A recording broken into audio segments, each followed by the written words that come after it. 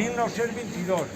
Alerta, els àngels, d'ací no ho vegeu però ara després me l'acostaré, en les mans tenen una mà, una carta i en l'altra mà un raig que simbolitza el correu per carta i el raig, el telègrafo, que n'hi havia antes, el raig era el telègrafo, d'acord?